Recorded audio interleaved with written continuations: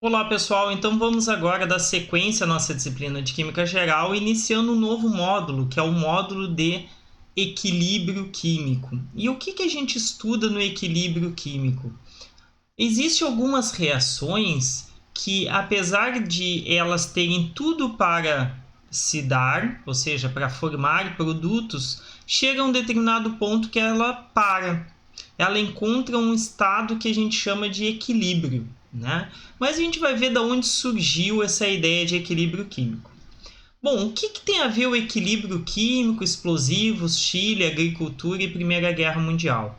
No início do século XX, né, com a expectativa da eclosão da Primeira Guerra Mundial, as únicas fontes que nós tínhamos de nitratos, né, utilizados para a agricultura e para a produção de explosivos eram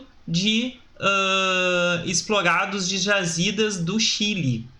E aí imagina, se um único lugar tem esse tipo de jazida, né, ou pelo menos só se tinha naquela época, era de fundamental importância que obtivéssemos outras formas de obter esses nitratos, tanto para que não cessasse a produção de alimentos, quanto para aquela nação que estava em guerra e que precisava produzir armamento e explosivos, munições. Então, o que aconteceu? Houve uma grande influência dos cientistas tentando descobrir uma forma de fixar o nitrogênio.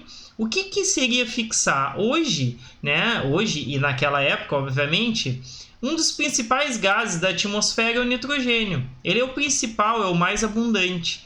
Então, como é que a gente tem algo tão abundante e a gente não consegue utilizar? É porque a fixação, ou seja, a reação entre o gás nitrogênio, N2, para fixação com outro elemento para que a gente possa utilizar, naquela época ainda não era bem implementada. Então, a partir daí que surge os estudos de um cara muito interessante, que é o Fritz Haber. O que Haber fez? Ele foi conhecido, né, como o pai da guerra química.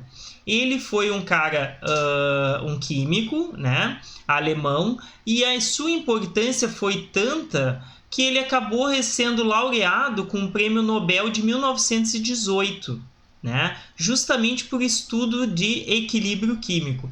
E o que esse cara fez? Ele estudou muito essa reação aqui, que é a reação de formação da amônia a partir do gás nitrogênio, que é um dos gases principais constituintes do ar que a gente respira, e do gás hidrogênio para formar a amônia.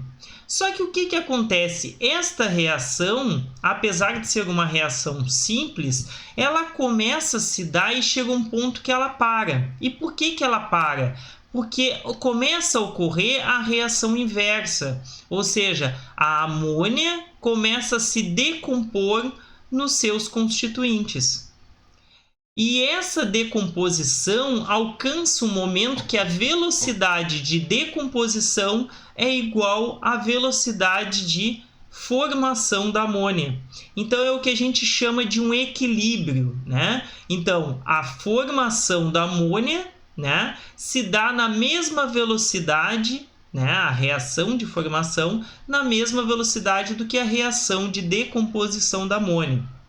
O que precisa ficar claro que o equilíbrio que a gente fala é um equilíbrio das velocidades. As concentrações não estão em equilíbrio, né? Então, por exemplo, eu posso ter formado uma grande quantidade de amônia e ter pouca quantidade de reagente, né? E eles encontrar um equilíbrio da formação, a concentração permaneceu constante, mas a quantidade das concentrações não está em equilíbrio, ou pode não estar. Então, a concentração de gás nitrogênio e hidrogênio pode e são diferentes do da amônia para essa reação.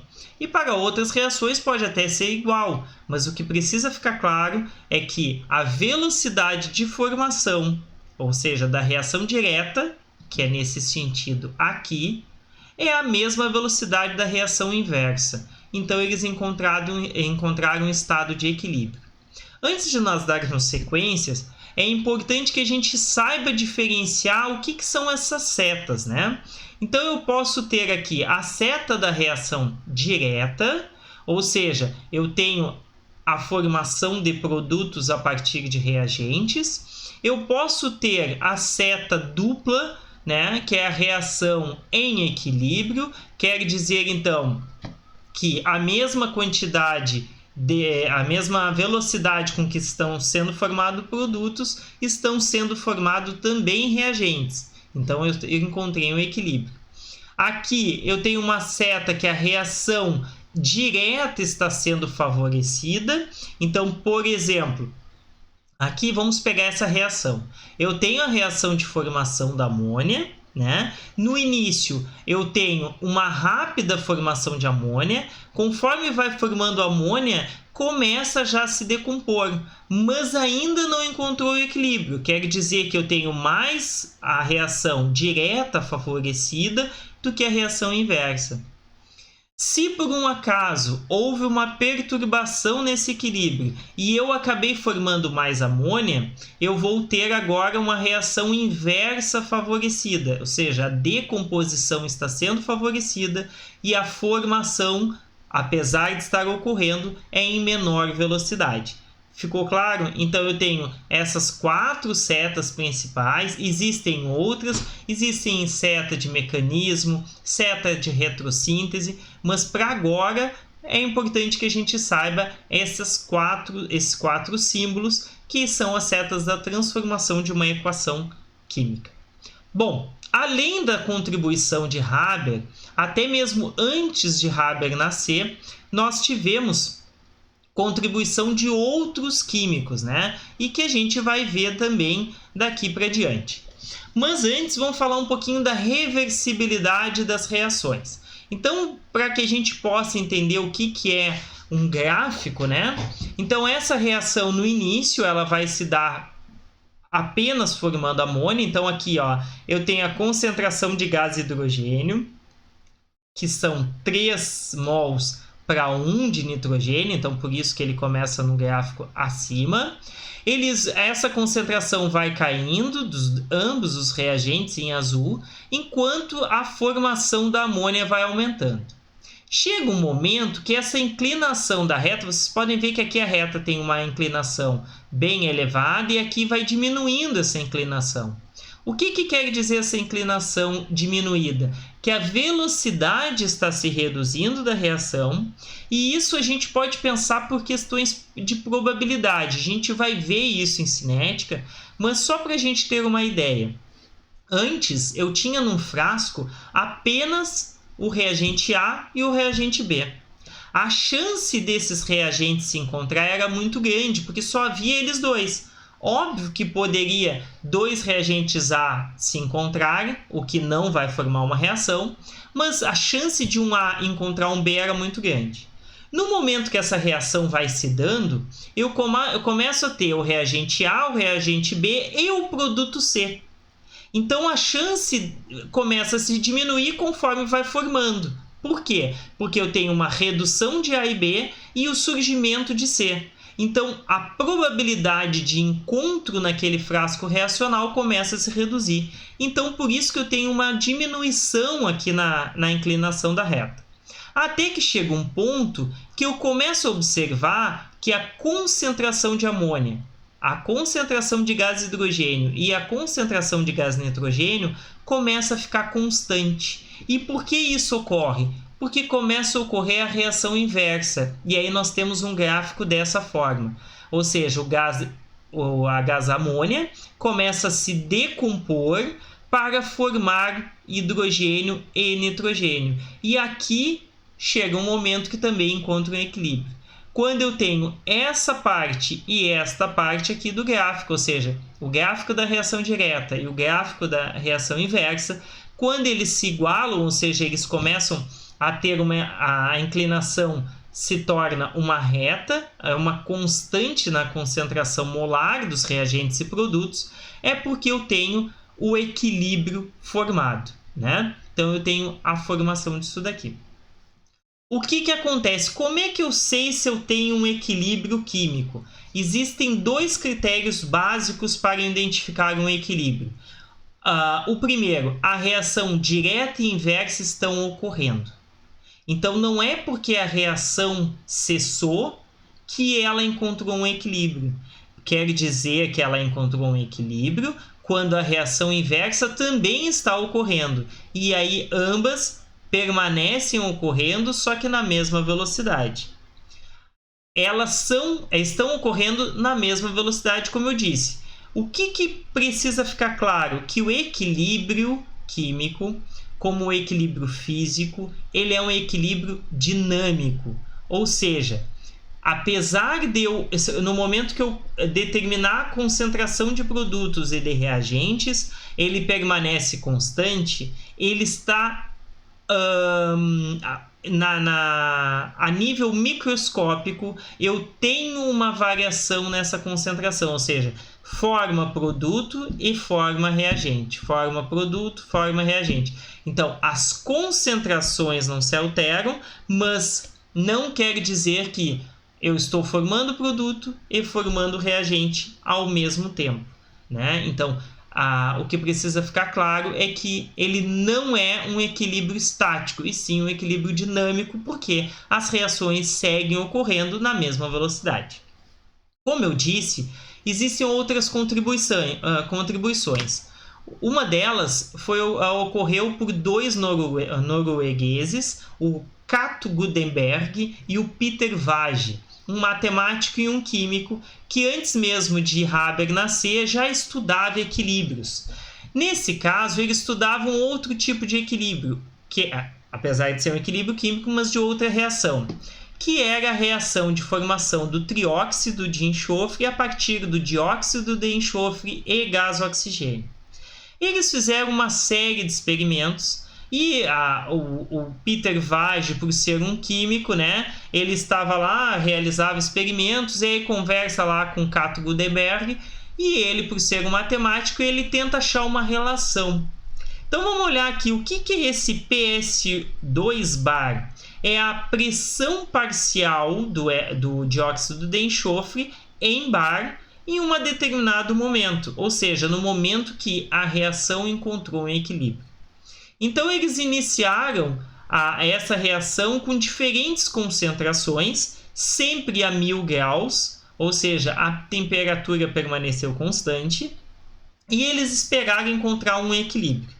Então ele iniciou lá a primeira com uma determinada concentração de dióxido e diferente de oxigênio, e aí quando encontrou o equilíbrio eles determinavam a concentração, e aí está aqui, ó, a concentração por pressão parcial de SO2 foi essa, de O2 foi essa, e de trióxido de enxofre foi essa daqui. No segundo experimento, a gente pode ver aqui, ó, que este aqui reduziu um pouquinho, mas esse reduziu drasticamente, né? E aí formou uma quantidade. Bom, não existe uma relação, se a gente olhar aqui, ó, não existe, aqui tem até a mesma concentração dos dois gases reagentes, aqui tem quase a mesma também. Não existe uma variação, não existe uma relação óbvia, né, que se possa observar. Mas esses dois noruegueses conseguiram fazer uma relação. Qual ela? Por exemplo, eles pegaram a concentração pela pressão parcial, né, a pressão parcial dos produtos, nesse caso apenas um, elevado ao quadrado, que é o seu coeficiente estequiométrico. Então, a pressão parcial de trióxido de enxofre elevado ao quadrado, dividido pelo produto da pressão parcial do dióxido de enxofre elevado ao seu coeficiente estequiométrico, vezes, né, a pressão parcial de gás oxigênio elevado ao seu coeficiente, que não, como não tem nada aqui, é 1. Bom, substituindo esses valores, ele fez os cálculos e chegou num valor. Tranquilo. Esse valor, a princípio, não queria dizer nada. O que é esse K? É uma constante, ele não sabia ainda, ele botou um valor qualquer, não importa, né? Só para dar um nome para esse aqui. E aí eles calcularam a mesma coisa para o segundo experimento. A equação é a mesma. A pressão parcial do produto elevado ao seu coeficiente estequiométrico dividido pela pressão parcial dos reagentes elevados ao seu coeficiente estequiométrico. Quando ele calculou, ele chegou no valor e o que chamou a atenção é que esses dois valores são muito próximos. O que possivelmente essa diferença, né, que seria lá na terceira casa decimal, pudesse estar relacionado com o erro experimental e não com o cálculo em si, ou seja, esses valores poderiam talvez serem iguais, mas que tinham uma diferença talvez por um erro experimental, um erro na determinação das concentrações ou até mesmo um erro experimental na determinação da quantidade de reagentes, né, quando foi colocado. E aí eles calcularam esses valores para todos os experimentos. E o que eles observaram? Que existiu uma relação, né, entre todos esses valores e que eles calcularam, né, a média e que a média desses valores era 0,04. Bom, o que é esse valor? Ele seria o K, que é a nossa constante de equilíbrio. E o que é a nossa constante de equilíbrio? Ela está relacionada com a lei da ação das massas, que a composição da mistura de uma reação pode ser expressa em termos de uma constante de equilíbrio. O que quer dizer isso? Quer dizer que todo equilíbrio químico ele pode ser relacionado a uma constante, desde que eu faça a seguinte expressão: a constante é igual a o produto da pressão parcial dos produtos elevado ao seu coeficiente estequiométrico. Então está aqui, ó, pressão parcial de C elevado ao Czinho, pressão parcial de D elevado ao Dzinho, divididos pela pressão parcial de A elevado ao Azinho, multiplicado pela pressão parcial de B elevado ao Bzinho. Então, uma reação de A de A mais B de B, dando C de C mais D de D, eu calcularia dessa forma a constante. E que não importa as quantidades iniciais que eu coloquei dos meus reagentes. Após essa reação encontrar um equilíbrio, o valor que eu encontrar para N experimentos terá a mesma constante de equilíbrio. Então, o que quer dizer isso? Quer dizer que o equilíbrio é algo característico da reação a uma determinada temperatura. Isso precisa ficar claro, né? Então, por exemplo, como é que eu consigo calcular o K, né, no caso da reação da amônia? Simples. A pressão parcial da amônia elevada ao seu coeficiente estequiométrico, divididos pela pressão parcial do gás nitrogênio elevado ao seu coeficiente estequiométrico, que é 1, multiplicado pela pressão parcial do gás hidrogênio elevado ao seu coeficiente estequiométrico, que é 3.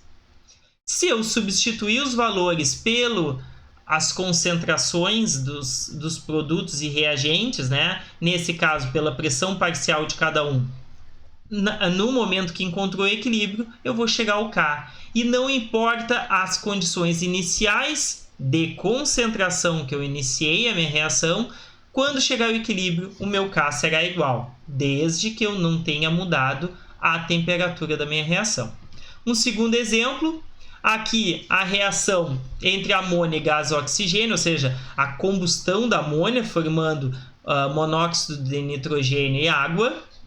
Então, esta reação, qual será a constante? Para eu calcular a constante, a pressão parcial do monóxido de nitrogênio elevado ao seu coeficiente estequiométrico é 4.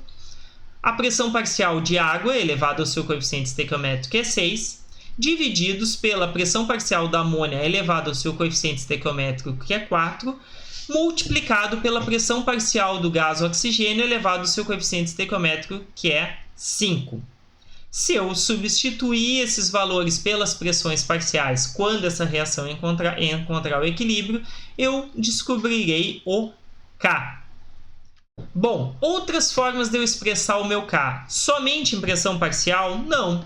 Soluções líquidas e sólidas ideais são expressas pela sua molaridade, ou seja, a sua concentração molar em mol por litro. né? Então, o valor de K não tem unidades, então não vou expressar K mol por litro, joule por Kelvin, não. Ele não tem unidade. Por que ele não tem unidade? Porque quando eu vou calcular, por exemplo, se eu estiver utilizando pressão parcial, eu vou dividir pela pressão parcial padrão, tá? Por que eu vou dividir pela pressão parcial padrão? Somente para cortar as unidades. Então, mesmo que, tá aqui, ó, se for um gás ideal, eu coloco a pressão parcial de J, né? Se for um exemplo, J, dividido pela pressão parcial padrão. O que é essa pressão parcial padrão? É só para eu cortar o bar daqui com o bar daqui. Lembrando que a pressão parcial eu vou expressar em bar.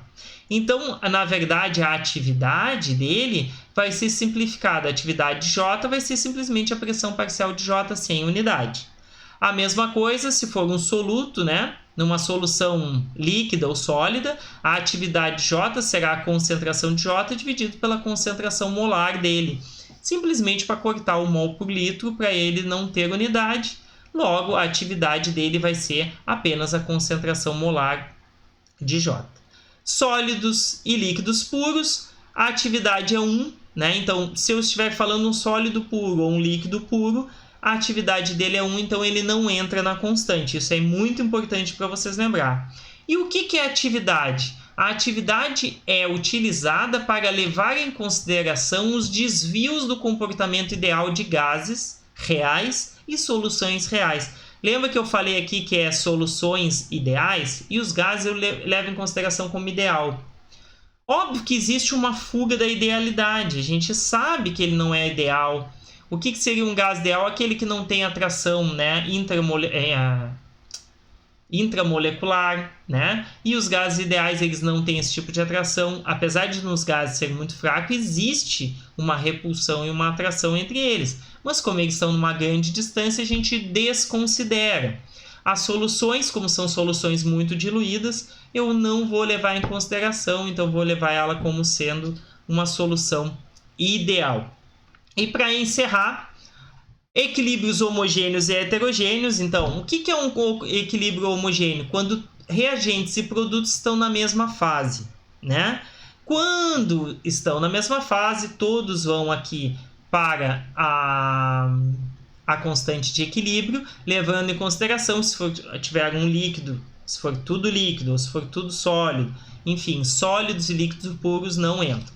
Equilíbrio heterogêneo, né? Aqui está homogêneo, mas é heterogêneo, tá, pessoal? Então, por exemplo, água líquida e água gasosa. A água líquida e a água gasosa estão em fases diferentes. Então, neste caso aqui, ó, a pressão parcial da água é H2O, ficou H3O, tá? Divididos por 1. Por que por 1? Porque a atividade da água líquida, ela é 1, então ela não vai entrar para a constante de equilíbrio. Outros exemplos aqui, o hidróxido de cálcio, né? Quando ele estiver se dissociando nos seus íons, né?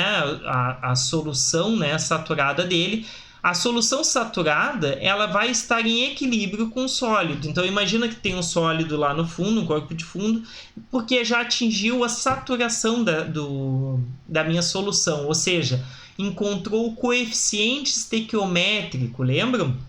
Então, existe um equilíbrio entre a fase dissolvida e a fase sólida. Só que eu só vou levar em consideração na minha constante a concentração dos meus produtos de solubilidade e não vou levar em consideração o meu sólido, porque é um sólido puro, porque ele não se dissolveu, então a atividade é 1. Logo, a minha constante é somente a concentração dos meus produtos. A mesma coisa aqui, eu tenho um sólido e 2 gases, a pressão parcial será, a minha constante será a pressão parcial, né, do produto divididos pela constante aqui, que isso aqui vai ser uma constante, né, que vai ser a atividade 1, multiplicado por a pressão parcial do reagente. E aqui eu tenho a tabela para mostrar para vocês que para cada reação ela tem um Kp e um Kc. Kp está relacionado à constante de equilíbrio pela pressão parcial, quando estou falando de gases, e aqui Kc, constante de equilíbrio, quando estou falando pela concentração molar. E o que a gente pode observar é que esses valores não são sempre iguais, ó, a gente pode observar que não são sempre iguais, e a gente vai ver por que são ou não são. Mas o que eu quero chamar a atenção é isso aqui, ó, que a temperatura de 300, 500 e 1000 graus Celsius, 1000 Kelvin, aqui em Kelvin, tá? Cada um vai ter uma constante diferente, ou seja, a constante não varia pela concentração dos reagentes. Eu posso iniciar minha reação com diferentes concentrações, que eu encontrarei o equilíbrio, porém, quando eu troco a temperatura, a minha constante é alterada. Tranquilo? Então, na próxima aula a gente vai ver um pouco mais sobre o que se fala em equilíbrio químico.